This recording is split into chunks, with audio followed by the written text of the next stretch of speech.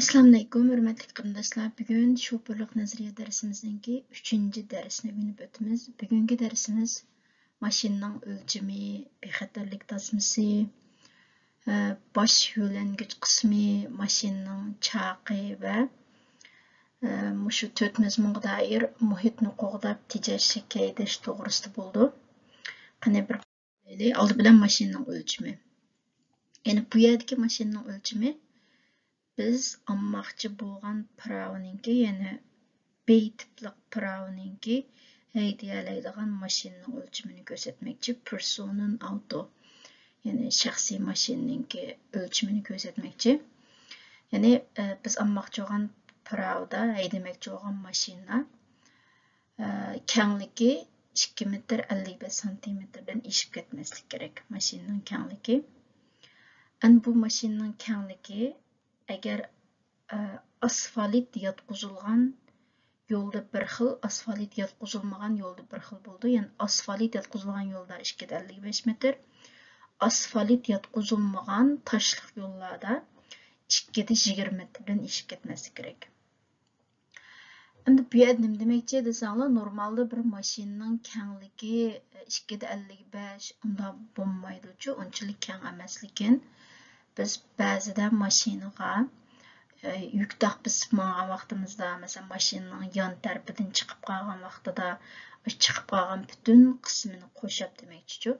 Biz buni keyin, ya'ni yük qismini o'rgangan vaqtda tafsil so'zlaymiz.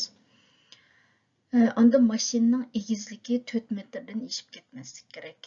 Normalda biz haydaydigan mashinaning egizligi 4 metr bo'lmaydi, lekin agar mashinaning ustiga bir narsa basib qolgan vaqtimizda shu bütün basqan egizlik hammani qo'shib 4 metrdan oshib ketmaslik kerak. Mashinaning uzunligi 12 metrdan oshib ketmaslik kerak. Agar mashinaga kozib qitilgan vaqtida keyniga u chog'da uzunligi 18 metrdan oshib ketmaslik kerak. Ya'ni mush yuqorqi o'lchamlardan oshib ketgan bo'lib qolsa, u vaqtda bizning olgan pravimiz haydash o'lchamiga tushmay qoldi.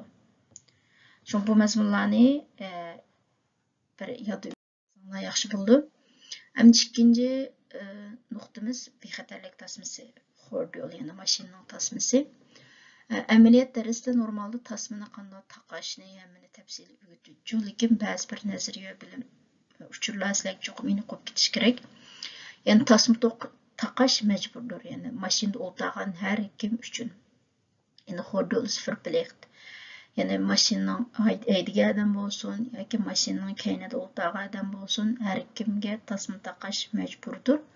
Agarda soqchi tekshirib tasma taqmaganlik ma'lum bo'lib qolsa, jarimalarni qo'ydi.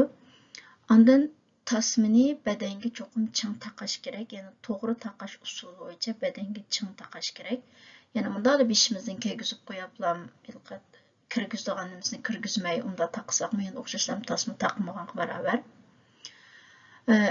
Ondan kichik bolaga nisbatan agar bolaning bo'y egizligi 1,35 santimetrdan pakar bo'lib qolsa, u holda cho'qim maxsus bolalarninki o'rindiqi bo'ladi-ku, egizlatkich o'rindiqi, shu o'rindiqda o'ltirib taqish kerak. Agar bolaning bo'y egizligi 1,35 santimetrdan boshlab bo'lib qolsa, mashinaning tasmasini bevosita taqsa bo'ladi. Unda egizlatkich o'rindiqda o'ltirishning hojati yo'q. Ondan homildor ayollarga cho'qim tasma taqish kerak. Ya'ni homildor bo'lgan keyin tasma qo'saq tarafni bisib tura olamdikan, taqimisi bo'lamdikan deydigan gap yo'q. Cho'qim taqash kerak bexatarlik uchun. Ondan yana bir muhim nuqta, ya'ni 12 yoshdan boshlab bola tasma taqashga o'zi mas'ul. Ya'ni bu yerda demoqchi o'g'ini 12 yoshdan töven, mesela saqchi tekshirib qilib, agarda mashinada o'ltirgan bola 12 yoshdan töven bo'lib qolsa, u chaqda jarimani shu mashinani haydagan shofirga keladi.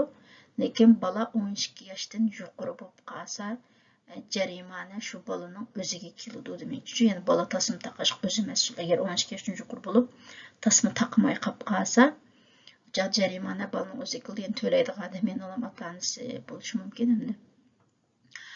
Anda yana bir muhim nuqta, mashinaning ichida olduğun vaqtimizda tasmani bo'shtirasak bo'lmaydi. Ya'ni bu yerni nima demoqchi desanglar, masalan, ba'zida mashinaning ichida o'tirib, telefonda so'zlashadigan ish qilish mumkin va yoki boshqa ishlar bunda ahvol ostidami normalda qatnash qoidasi bo'yicha cho'qim tasmani taqib o'tirish kerak. Tasmani bo'shtirsa bo'lmaydi. Hamda mashinaning ichida o'tirgan vaqtimizdami bir nima bo'lmaydi. Keynimizdan yegan tarafdan bir mashina kelib so'qqa tutib qolib qolsa, hamda shu bu tasmaning ismi bexatarlik tasmasi. Bexatarlik uchun shu mashinada haydamay mashinaning ichida o'tirgan vaqtdami işte telefonda so'zlashib, shunday ahvollardan cho'qim tasmani taqash kerak. Ondan tasmadan jiq odam mashinaga silinsa bo'lmaydi. Demakchi o'g'ini, masalan, bir shaxsiy mashinada normalda şoför bilan qo'shib 5 kishilik o'rin bo'ldi. 5 kishilik o'ringa 5 tal tasma bo'ldi. Ba'zida balkim 6 adam 7 adam qistilib o'ltirib ketish mumkin, lekin normal qatnash qoidasi bo'yicha ya'ni 5 tasma olsa cho'qim 5 lam odam o'ltira oladi. Ya'ni shu tasmadan jiq odam mashinaga silinsa bo'lmaydi qatnash qoidasi bo'yicha. Ya'ni bexatarlik tasmasi to'g'risida sizlar cho'qim bilish deyishimiz bilan shu. Əmdiki nuqtamiz Hofstön, ya'ni Hofstön degan shu boshninki yo'linish qismi, ya'ni sizlar shu rasmda ko'rgandek mashinada o'ltirgan vaqtimizda beshimizningki yo'linib turadigan shu ustidagi qismini Hofstön deymiz. Endi bu mashinada o'ltirgan har kim uchun muhim, faqat mashina haydagan shoför uchun emas. Mashinada o'ltirgan har qanday odam uchun shu yo'linish qismi yaxshi tanishilishi kerak.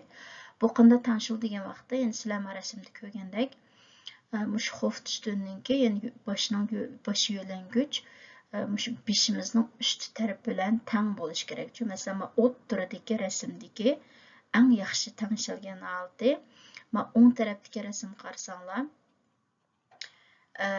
garchi bosh yo'langich bosh bilan teng bo'lsa-mu, lekin bosh bilan orqa mangimiz bilan bo'lgan orliqi sal yiroqroq tanishilib qolgan, bu bir xatarlik ahvol. Ondan sol tarafdagi rasmda bosh yo'langich beshimizning üst qismidan tuvan holatda tanishilib qolgan, bu bir xatarlik ahvol. Ya'ni bu ikki xil ahvolda, ikki chet tarafdagi ahvollarda agar masalan, agar bosh yo'langich qismi beshimizning ust qismidan tuvan bo'lib qolsa, nima kerak bir jiddiy ahvol bo'lib qolgan vaqtda, masalan, mashinani jiddiy tormozlik deyli, ya mashinaning keyindan kelib bir so'qilish ahvoli bo'lgan vaqtida, ma'qul ahvolda bo'ynimizning sunib ketish ehtimoli bor. Shu bu narsani ismi bosh yo'langich, boshni yaxshi yo'lab turolmaydi. Ma'qul ahvol ostida shu beshimizni zaxmlantirish ahvolimiz bor. Ya'ni eng yaxshi tangshish shakli mush bosh yo'langichning ust qismi beshimizning ust qismi bilan teng bo'lishi kerak. Ondan bosh bilan, ya'ni orqa mang'iz bilan mush o'rindiqning oraliqida eng kichik oraliq bo'lishi kerak. Ya'ni beshimiz o'rindiq tegib turgandek shunday holatda bo'lishi kerak. Shunga agarda mush bolalar mashinada o'tirib qolgan vaqtda, agar bolaning bo'yi paka bo'lib qilib, mashinaning tasmasi bolaning bo'yniga kelib qolsa, vaqti cho'qim ham o'rindiq egizlatgich, ya'ni Sitzverhochungni ishlatishimiz kerak. Ya'ni boshning yo'linish qismi to'g'risida cho'qim bilishimiz mumkin. Shu imtihonga odat qanday chiqib qoldi degan vaqtda mushta 3 xil rasmlarni berib, mushundan bosh yo'lingich eng yaxshi tanishilgan qaysi rasm deb berib qoldi-chu.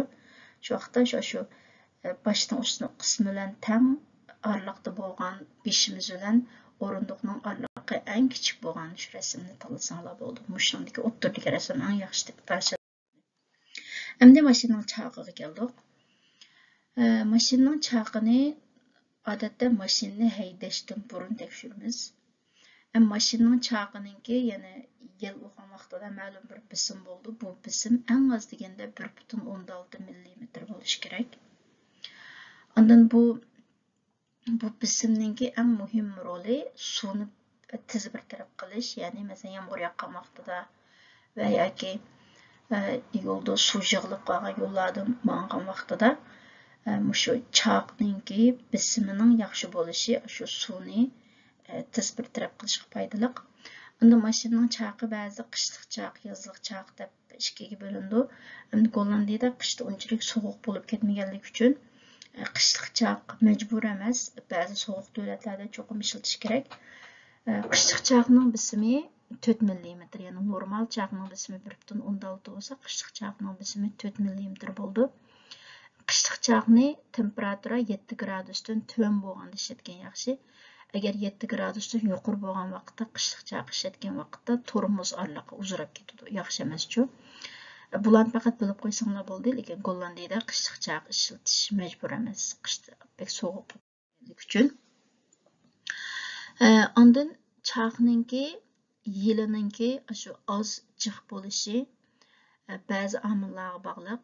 Masalan, chaqning yili oz bo'lgan vaqtida, ya'ni rasm qarasanglar, o'ttirdagi rasmda chaqning yili oz.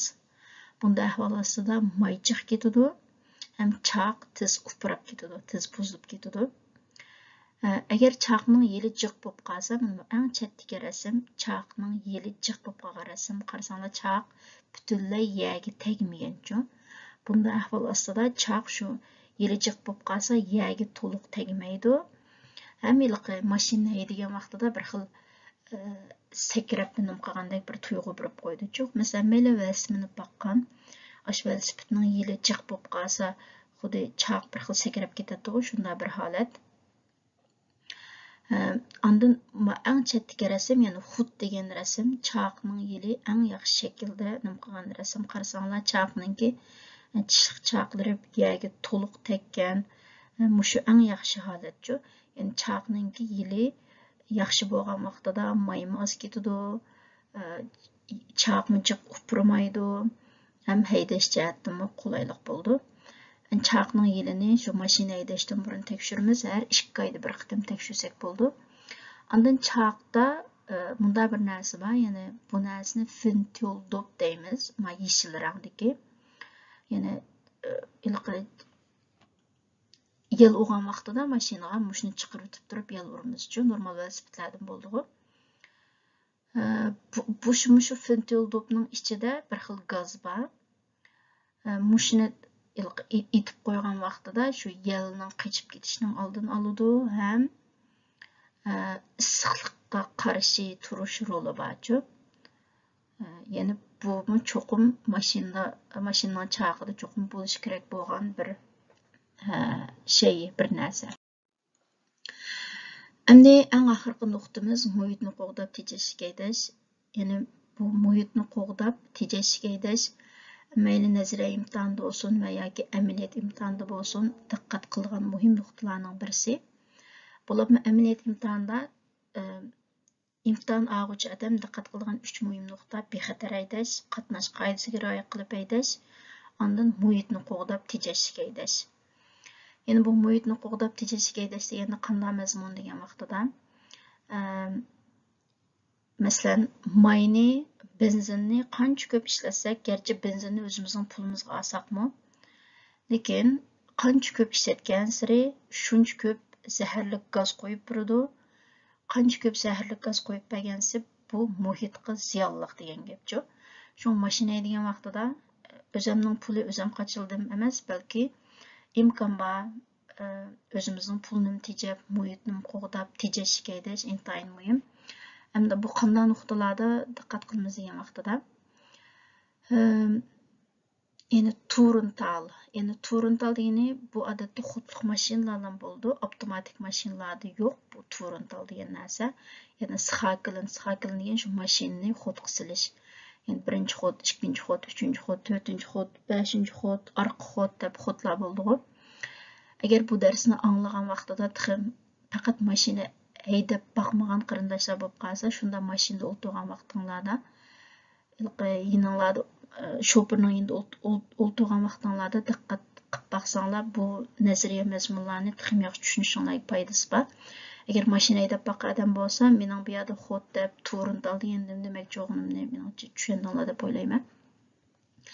Ya'ni muhitni qo'g'dab haydash degan vaqtda, yani turintal degan mush mashinaningki aynikidagi, yani mushu hozir men ko'rsatgan narsa turintal bo'lchi. Bu yerda odatda 0, 1, 2, 3, 4, 5, 6 deb mushta sonlar bo'ldi-chu. Normalda xodliq mashinani biz xodga solgan vaqtida mush 2 bilan 3 ning oralig'ida mush arlıqda aldıdan may örüp, muşu istirılka 2 bilen 3'ninki 2 bilen 2,5'ning arliq kelgan vaqtda mashinani xotqa salamiz-chu. Muşu eng yaxshi xotqa silish vaqti. Xotqa mushundaq salgan vaqtida mashina may az ketadi-chu. Endi bu mazmunlarni sizlarga amaliyot darsida texmi tafsiliy so'zlaydi, qanday vaqt xotqa silish bu degandek narsalar. Lekin nazariyani bilishinglar ham muhim.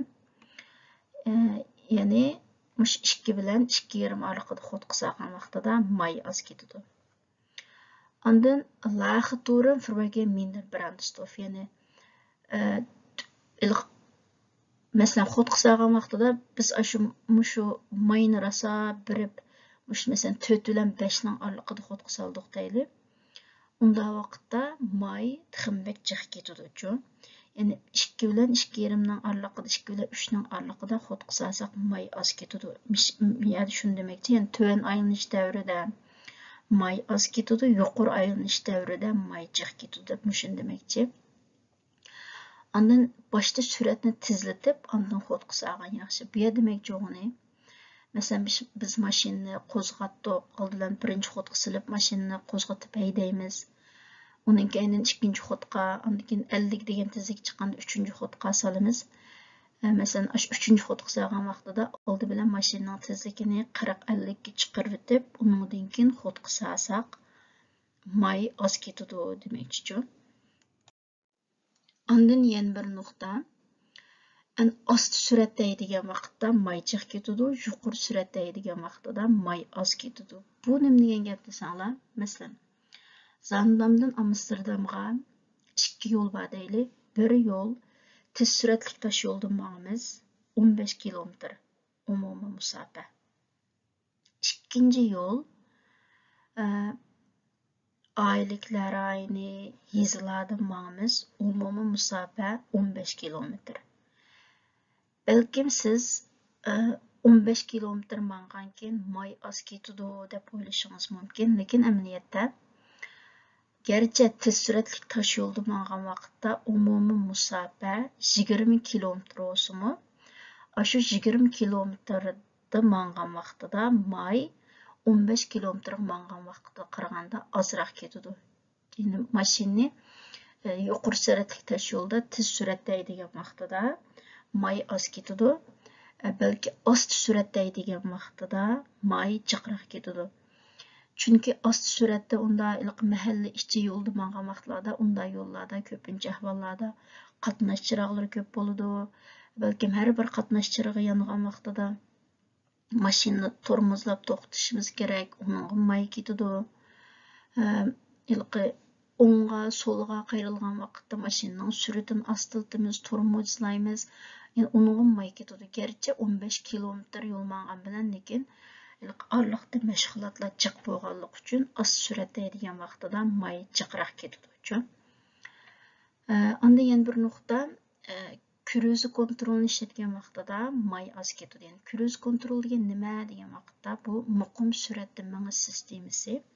Yani mashinalarda rasmda sizlar ko'rgandek mushta bir knopkalar bisiblam mashinani o'chog'da sizlar mayni bisib turishning hojati yo'qmish, bir knopkani bisib qo'ygandan keyin mashina mayni bisib turmasaqmi o'zi masalan 100 kilometrga tangshigan vaqtda 100 kilometrda mingiverdi-chu. Endi bu bir yaxshi bir texnika mashinaga nisbatan, lekin buni faqat masalan tez surat tosh yo'llarda mangdoq bo'libmi, Yevropa ichida borgan vaqtida Fransiya, Germaniyaga bordik deylik, shunda bir tez surat tosh yo'llar bo'ldi. Shu 1-200 kilometr yo'lni u tulpir suratda mingiverganchu. Ashta vaqtlarda endi kruz kontrolni tanglab qo'yib mangsa, shunda vaqtda ishlasa bo'ladigan bir aminat imtihonda bo'libmi, xudlik mashina haydab xudlik mashina imtihon bergan vaqtinglarda shu xudlik salgan vaqtda shu turuntalni aylanish davrini nechida xudlik saldi degandek ashta nuqtalarga diqqat qildi-chu, muhitga bir kichik asni qo'shib haydayapti degandek. Bugungi darsimiz mush yergacha. Bugungi so'zlagan mazmunlarni nazariy mazmunlar sal jiqroq. Şu ba'zi nazariy mazmunlarni yodlab o'rganib olsanglar yaxshiroq. Ma'qullamsa, keyingi soatlik darsimizda ko'rishaylik. Omon bo'lg'aysizlar. Bo'lapmi?